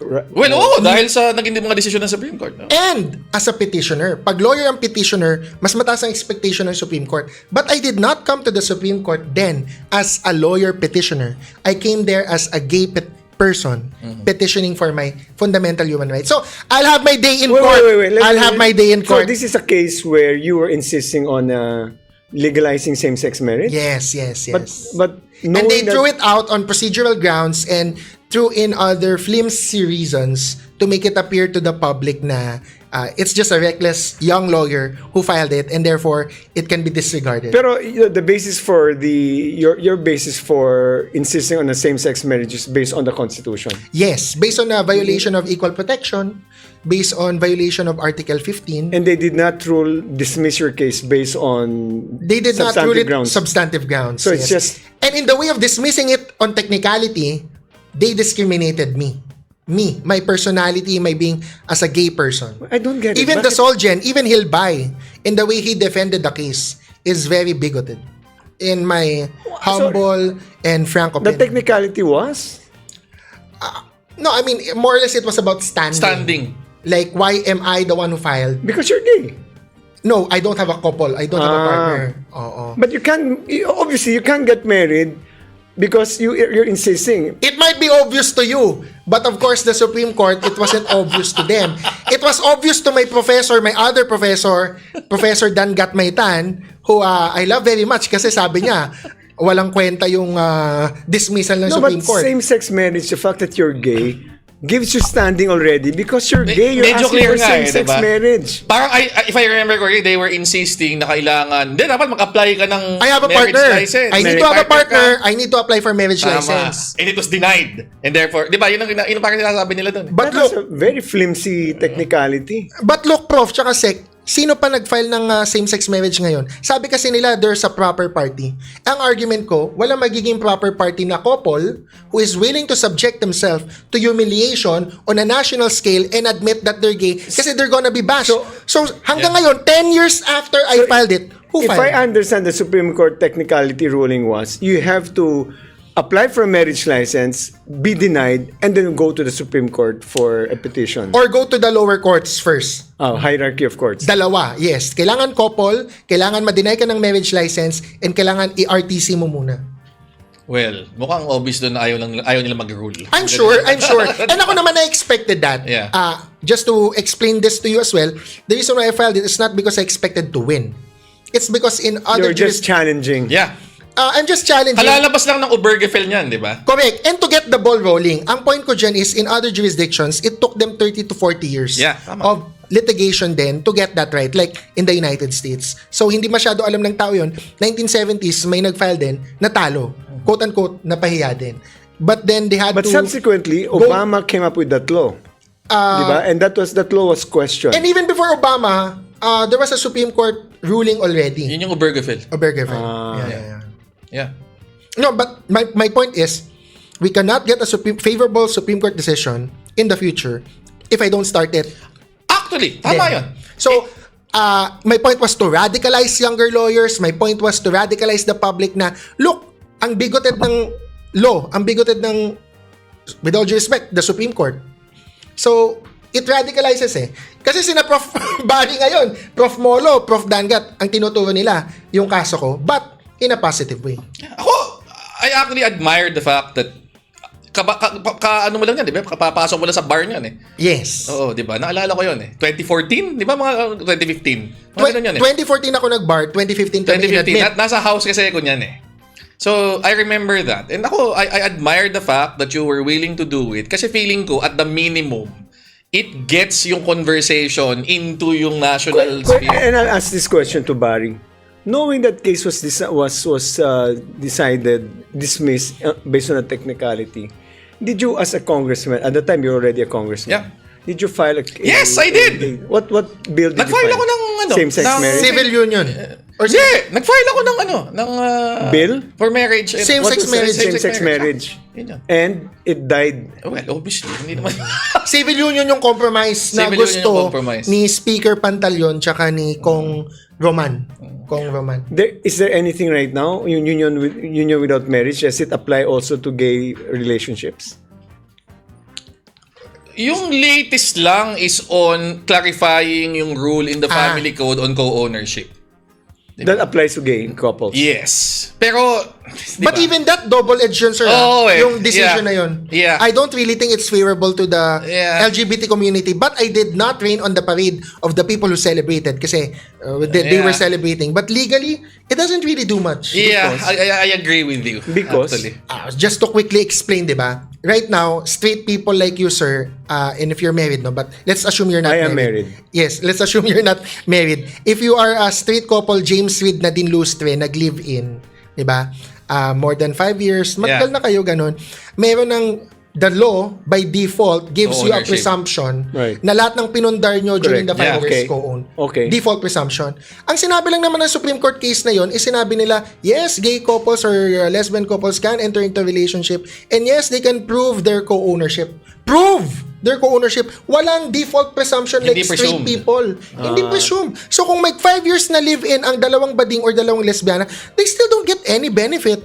Yeah, and kung kaya mong i-prove, di mag-file na kayo ng formal co-ownership agreement, di ba? Which is accessible even to non-gay couples. Exactly. Meaning, kahit hindi kayo couple, dalawa lang kayong tao na nag-cohabit, pwede pa din yun. Yeah. I mean, my point is, that Supreme Court ruling doesn't really advance LGBT rights, with my humble opinion.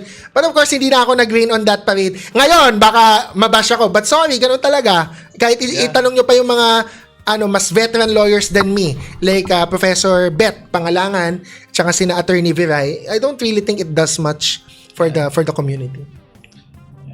So, sabihin, bago ka pala naging political commentator, medyo ano ka naman talaga, aktivista ka na on this front. Oh yeah, tsaka syempre, as you know, David versus Goliath, may pinagdaanan na kami. So, Duterte, wala yan sa akin. There's no sacred cows for me. At tsaka, ano na po, maybe it's not well known, but na surveillance ako ni Duterte. He had me Nung insidente pa siya? under surveillance. Yeah, nung pandemic. I'm not sure kung nakwento ko sa ibang interviews, no? But when the lockdown happened, weirdly, biglang may nagsulpot na vagrant or taong grasa sa tapat ng building at bahay namin. Kasi yung building at bahay namin medyo magkatabi. So on the street, sa Tomas Morato, ang nilalakaran lang nung palaboy was 1 block, which was where our house and building was. Gumaganong-ganon lang. Yes, and he would usually sit doon sa sidewalk or doon sa gutter na tapat nung building namin. Okay. Ako naman, I didn't notice much. Sabi ko, kawawa naman, pandemic. Baka kaya nagkaroon ng ganyan kasi nawala ng trabaho or what, naging palaboy, ganun.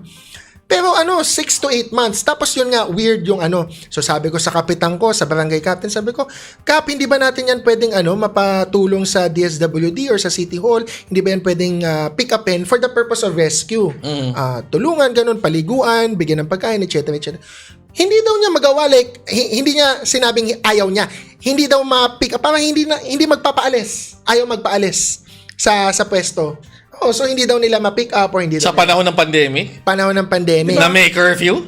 Na mga tao pinipick up at nilalagay sa hinuhuli? Di ba mga pulis hinuhuli ang bagransya ang tawag doon?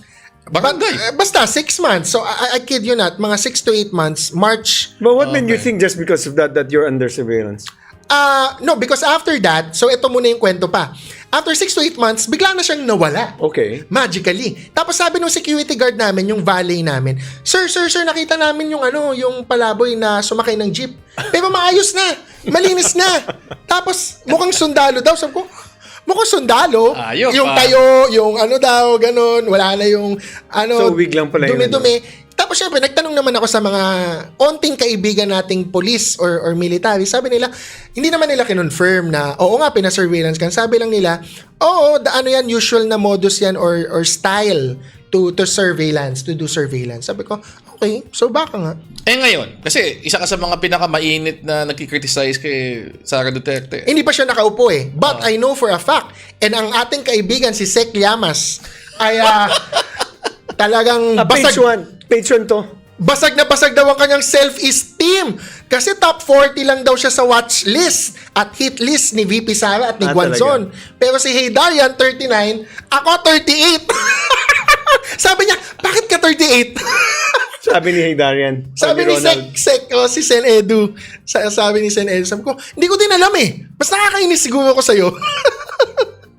Mas nakakainis ang pagmumukha ko. Sorry, But mga DDS. Why won't I expect you to be higher than Heydarian? Richard doesn't do what you're doing. Pero original din kasi si Richard. Since 2016. Matagal na rin siya bumabanat. OG anti-Duterte kami. With all due respect sa mga bagong anti-Duterte, we commend them and we welcome them. But ako, I have to give myself a bit of a credit with Heydarian. Si Heydarian, I give him credit kasi original kami. Grabe, mahirap yung pinagdaanan din namin nun. Onti pa yung mga nagsasalita. Doon sa hindi official na mga surveillance, pero yung mga pambabash lang o harassment online. Grabe! Sanay ka na. Grabe, since 2016. Oo, I can imagine. Yung inbox request ko. Lahat ng mura na pwede mong maisip. Tinitingnan mo ba lahat ngayon? Lahat ng death threats. Hindi lahat. May filter ako eh. Okay. Basta pag may mura na, inaalis na ni Facebook. Ganun, filter ko. Pero minsan mayroon pa din sila yung mga style na emoji or yung at sign. Yung Para malagpasan yung filter. Ma-circumvent yung filter ko. Oo. Harapan. Have you experienced harassment ever, yung harapan? May tumitingin ng masama. Tapos tinitingnan ko sila ng mabuti, ganun. Minsan magbabawa ko, ganun. Tapos hindi naman pala, parang hindi naman DDS. Pero may iba, hindi man nagbabago yung expression. So sabi ko, okay, namukhaan niya ako pero DDS to. But conversely, people sympathetic to your cause would come up to you and commend you. Keep up the good job. Recently, because of the flood Why only control. recently? Kasi I think yun nga, mas pumutok kasi yung page ko siguro po after the flood control scam. Lalo na sa ating favorite na Rockwell. What's that? Sorry, what's Sa that? Rockwell kasi madaming kakamping. Oo, kaya yung talsik laway na kain suka, si Rowena Guanzon, talagang pinagsabihan siya. My God, you'll go to Rockwell without a face mask and you'll cough. Siyempre, somebody will call you out. So ako pag naglalakad ako ng Rockwell, pag si Mama nag-i-invite, manood ng movie, yung ate ko mag-Rockwell, sabi ko, oh, I have to dress a bit. I have to dress up a bit. Kasi madaming kakamping Lalapit. So they just approach you? Not everyone, but they will look ganon. Some will approach. Okay.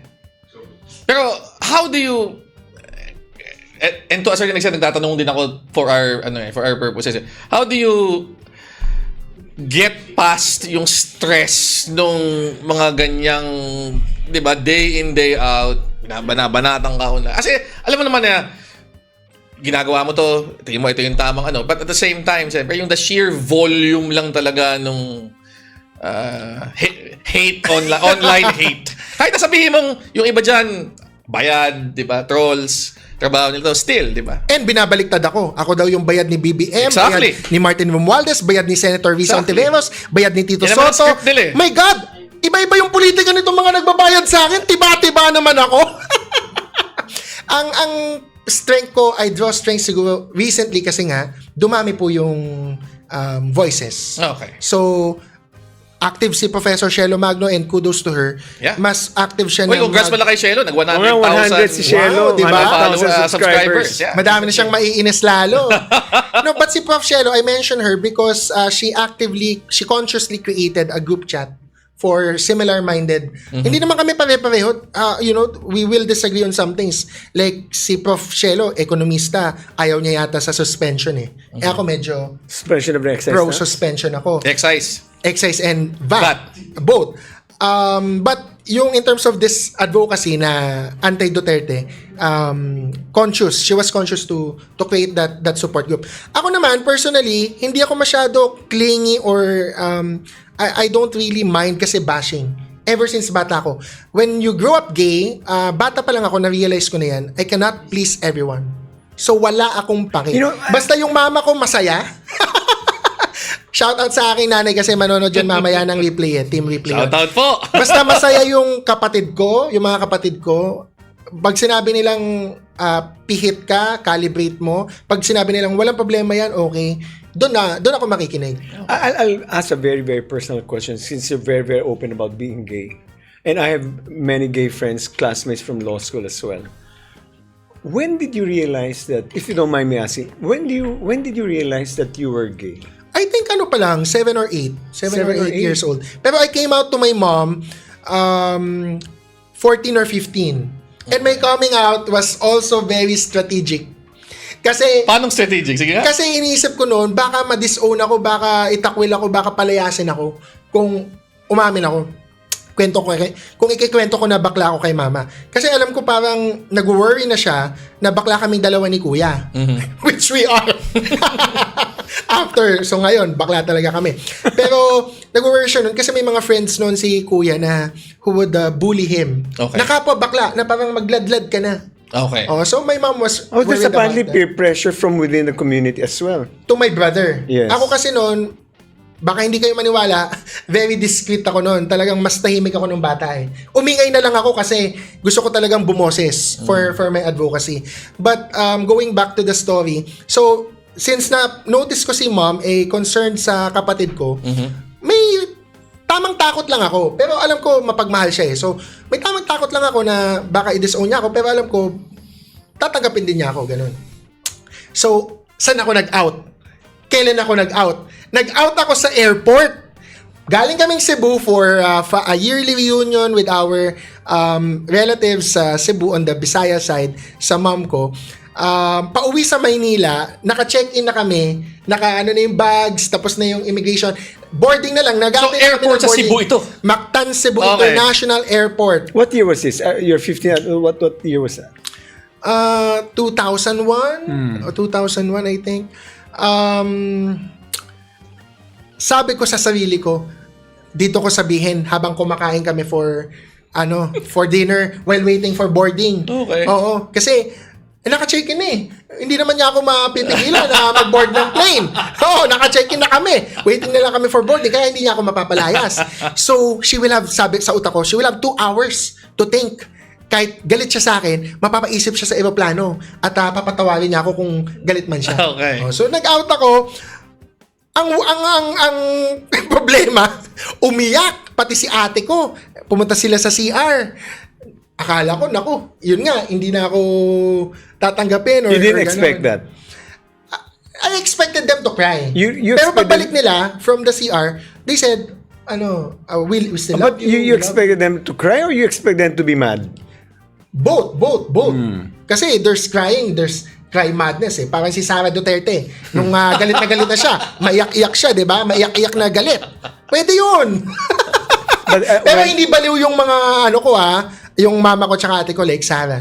When they came back, they said, we love you nonetheless. Yes, we accept you, we love you. Alam mo what that reminds me of? It's those, very recently, I've been a fan of all those Jollibee commercials. Yung talagang... Yung mga senti? Mga senti. Talaga? Pwedeng gawing to. Parang McDo or Jollibee. Smart did that, di ba? There's a commercial on day, acceptance eh. But it's a very nice story. I don't know why I thought of that. Talaga naisip ko yun, sabi ko, dito na lang ako sa airport kasi hindi ako mapapalayas. Napaka-logical nung strategy na yun. Parang, nasabihin ko ngayon, pero kahit anong mangyari, sasakay pa rin naman lahat kami sa aeroplano. Correct. And she will have 2 hours to think. And then subsequent to that, And forgive me. They accepted you na. It was a bit of a struggle for them. Hindi naman. Ang struggle for them was on the part of, mas gulat pa sila na ako pa daw yung bading kaysa sa kapatid ko. They expected my brother to come out earlier. Nauna ako Your brother is sa elder brother or ko. younger brother? Middle child, elder. So Okay. ako yung bunso. Okay. Well, that's a very nice story. Okay. Since binanggit mo na rin naman si Sara Duterte. But Sige. that's a story that people can, people situated in the same way can learn a lesson from. Be strategic when you decide to come out. So the airport is the preferred venue. But the great thing is, things are better now. That's good. It's easier to come out. But for those who still struggle to come out, diba? If you need, you can message me. I can talk to you. But I'll counsel you. Kapag Filipino-Chinese, nako, ibang usapan. Ibang usapan niya. I know that. May friends ako ganyan talaga. Mahirap. I came from a Chinese school so mahirap talaga. Meron ng Great Wall that you cannot marry a Filipino in some circles, not all Filipino-Chinese. May Great Wall na, meron pang Gay Wall. Hindi ka pwede magkasal ng hindi Pilipino, pagbading ka, out. Grabe. But some are more accepting now. Cultural kasi. Some are more accepting now. I think in most cultures, it's really a question of being exposed and very, very conservative like earlier generations. But things are very more liberal in a sense, accepting. And you have to accept your gay kids. Kasi kami wala kaming asawa Wala kaming mga anak. So lahat ng pera namin sa inyo. Sa mga nanay at tatay na nakikinig. Iaawain yung mga anak niya yung bading. Yes! Or kasi madidisown kayo.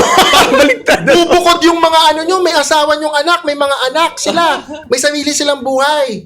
Hindi nila kayo masasamahan mag-mall. Anyway, sige. Speaking of coming out, ako ang hinihintay kong coming out actually yung pag-come out ni Sara Duterte sa sa impeachment Kasi matagal nga sinasabi, haharapin ko 'yan, 'di ba? Bloodbath. Kaso ito na naman, 'di ba, given the opportunity nag-file sa Supreme Court. So anong your thoughts? She never intended to face the So sa tingin mo pambobola lang lahat 'yon? Music. Yes.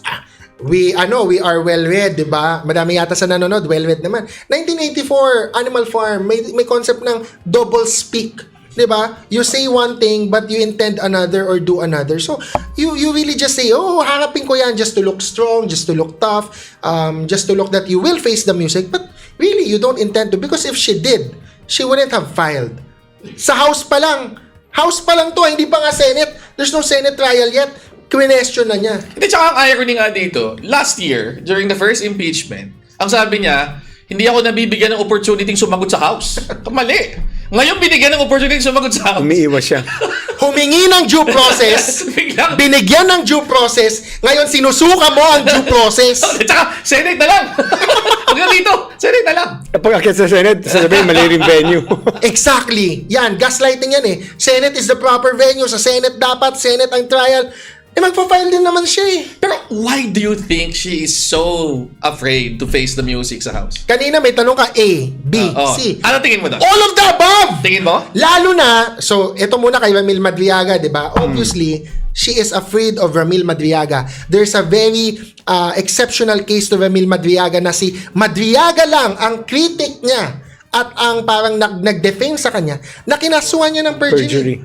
Ako, pero wag niyo po akong kasuhan. So, hindi ako kinasuhan. Madami ibang critics, hindi naman niya kinakasuhan. Madami namang ibang witnesses na nagre-revelation tungkol sa kanyang mga kalokohan. Hindi naman niya kinasuhan.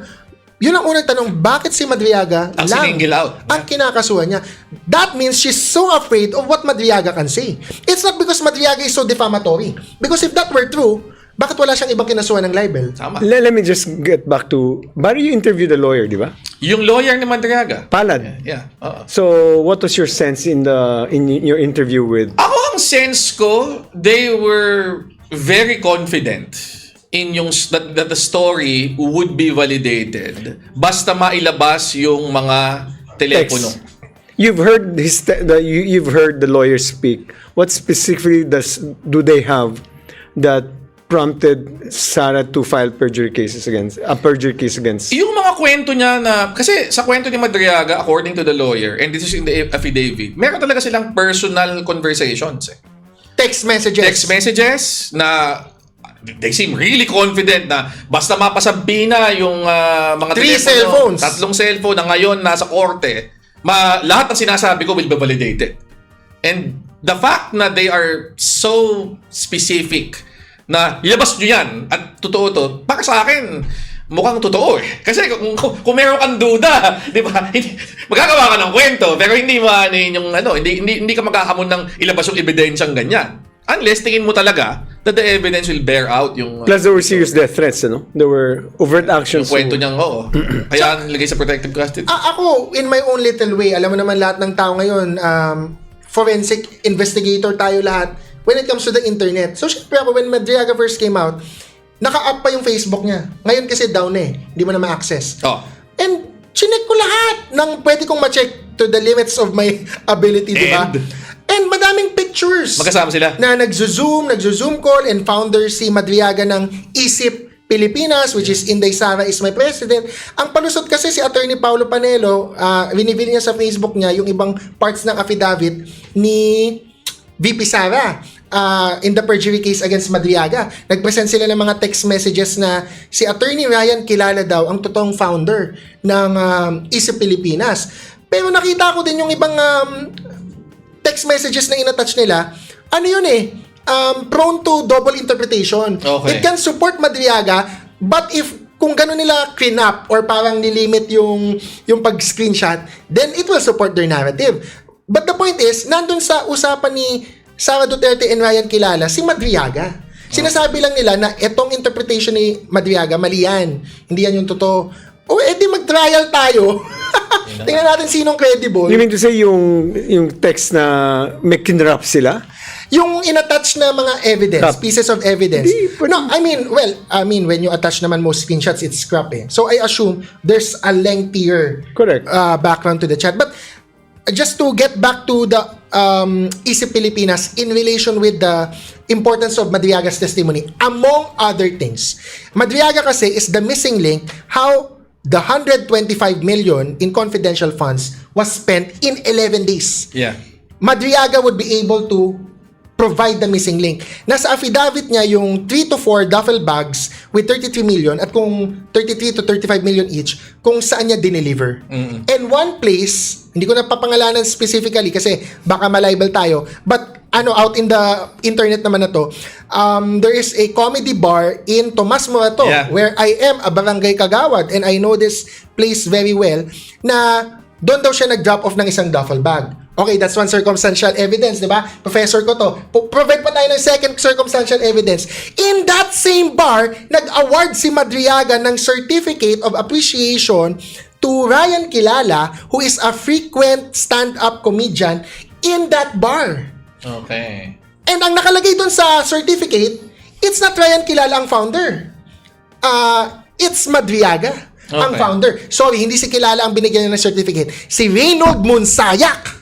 Si Monsaya. Yes. Spokesperson. In the same bar where Madriaga says nagda-drop off siya ng 33 to 35 million o doon sa 125 million na may nagsa-stand-up comedian na Ryan Kilala na sinasabi ni Sara Duterte is the true founder of Isip Pilipinas, pero doon sa certificate na binigay ni Madriaga to Monsayak, ang nakalagay na founder, Madriaga, hindi Kilala. The affidavit complaint that was filed against Madriaga, whose affidavit was it? VP Sara. Tapos may isa pang kaso, I think nag-file din si Manasseh Scarpio. So may Sara Si Duterte versus Madriaga, meron ding Man Scarpio versus Madriaga. And actually, ginagamit nila, sinight nila yung pendency of these perjury cases in their answer. Sa impeachment. Sa impeachment. Sinasabi nila na dahil pending yan, you cannot admit yung testimony ni Madriaga dito sa impeachment proceeding. Either sub judice or prejudicial question. Prejudicial question. Tawang-tawa talaga ako. Sabi ko na eh. Nung yan din ang nakita ko diba? eh. So, saan ang But you bloodbath? can't, but technically or legally, you can't do a pendency on an impeachment Ako case, tingin diba? ko kalokohan yung excuse But na yan. I remember parang you cannot do anything like that in an impeachment case. Hindi. Sa impeachment case kasi, the House will determine what evidence to actually listen to. And to impress my former professor, di ba, the elements of a prejudicial question requires a pending civil case prior to the institution of a criminal case. Yeah. And an impeachment case is not a civil Neither case. civil or criminal Not criminal, case. yes. Diba? It's neither. Sana maka 100 na, sa maka 1 na ako dito eh. Talagang, may may sama ng loob eh. Parang may hugot eh. No, parang si Terry doon, may ganyan din eh. Oo nga. And by the way, Lordesian din ako. Like Terry Ridon. Lourdes yes, ba? Lourdes Mandaluyong? School of Quezon City. Quezon City. QC din siya. St. Francis of Assisi, pray for us. Pax et bonum. Parang meron palang pattern. Shout out sa lahat ng mga Lordesians. Shout out kay Kong Terry. Grabe, ang active din ni Kong Terry. Buti na lang, abogado siya. Buti na lang nag-Harvard LLM ba siya? Di ba? Tama ba? Hindi yata siya. Or Harvard LLM. Kennedy. Harvard Kennedy siguro yung Harvard niya. KSG. Kennedy School. Kasi grabe. Grabe talaga. It takes great intelligence, skill, and effort to rebut and debunk all of this Okay, so bukod sa Madriaga, ano ba ang tingin mong... ang pinakaayaw nila kaya nag-file sila ngayon, nabisto na magte-testify at pupunta sa April 14 si Ombudsman Boying Rimulya. Hindi nila inakala yun. Akala nila last week, kukunin lang yung salin, ibibigay lang. Aba, nagsabi si Ombudsman at sinabi ng House, confirmed pupunta si Ombudsman Boying. Why is that scary for VP Sara? Because Ombudsman Conchita Carpio Morales established a precedence. Nung pumunta siya noon, her testimony was so crucial in giving credibility to the case and forwarding the allegations. I forget specifically what Ombudsman Conchita presented, no? But I just I think the remember... AMLA documents among other things. Salin, di ba? Salin and yung dollar account. Remember the Salin was, dun sa Corona, Salin was presented by the Deputy Clerk of Court eh. Pero ito yung sa AMLAC. Yeah, yung sa bank accounts. Kasi si Ombudsman, I think, like si Boying Rimulya, in the same situation as Madam Conchita, he will have personal knowledge of AMLAC documents. He doesn't have to present it, but he can testify to it. So ayaw ni VP Sara yan. So, ako ang sagot ko sa ABC mo, all of the above. Babagsak yung mga nanonood. Ay, niloloko po kayo ni Professor Barry Gutierrez kasi trick question yung multiple choice niya. May hidden choice. All of the above, letter D. Sigurado ako dahil sinabi... Ako din, mas hindi mo sinabi yan, lagi naman may sumasagot dito all of the above. Okay, so nandyan din kasama natin si Romy Montuya, Lita Arboleda, Joyce USA. Nandyan din si Leonidas Vargas, Monesbo Romeo, Romeo Macabulos, Erwin Cabaltera, Haitsu Romeo Pedro, Jaime Cantal, Corazon Jones. Nandyan din si Leo, Rowena Takemora, Jovi Montero, Josie B, Nora Cervantes. I-shoutout natin si Narcisa Tablarin, Gilbert Pastor, and hi to Ashen.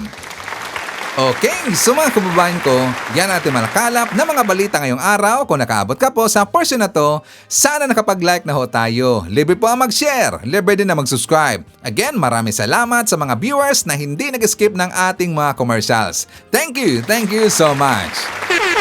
And before natin tatapusin ang ating programa ngayong araw, sana sabayan nyo si Sir Ivan para sa ating live messaging prayer. Panginoong Diyos, kami po ay lumalapit sa inyo ng may pagpapakumbaba at pananampalataya.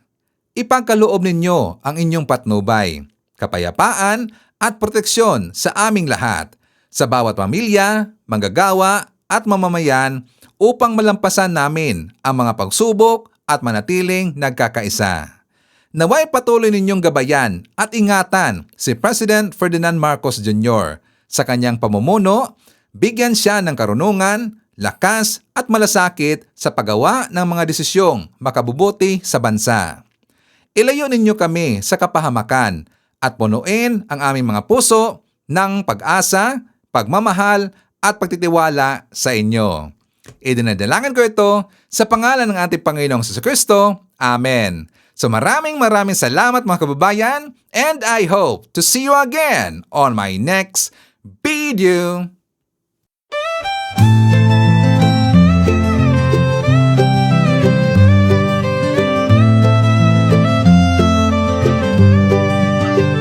Sa bawat pagsikat ng araw, ikaw ay nandyan. Tinig mong matatag, sa amin ay gabay. Pag-asa ng bayan, pangakong totoo. BBM, isa kang totoong tao. Sa mahirap at api, ika'y sumusuporta.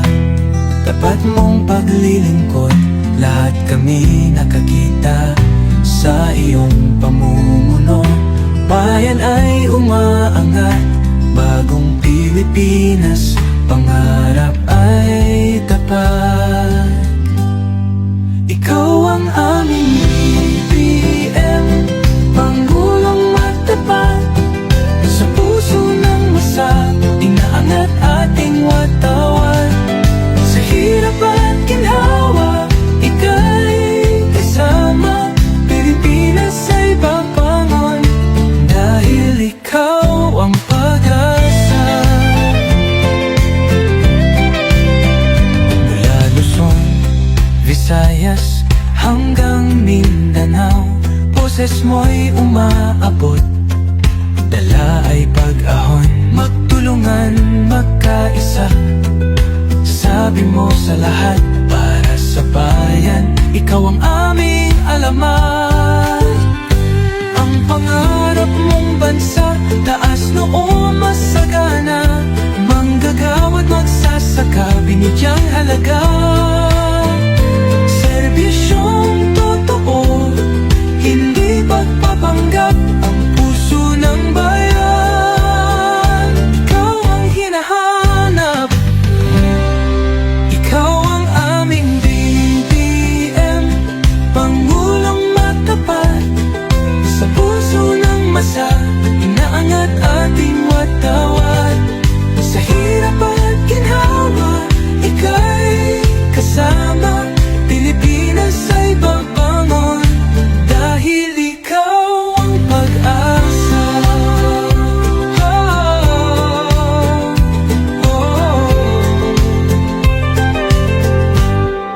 Ikaw ang aming BBM, Pangulong matapat.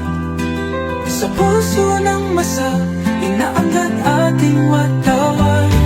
Sa hirap at ginhawa, ika'y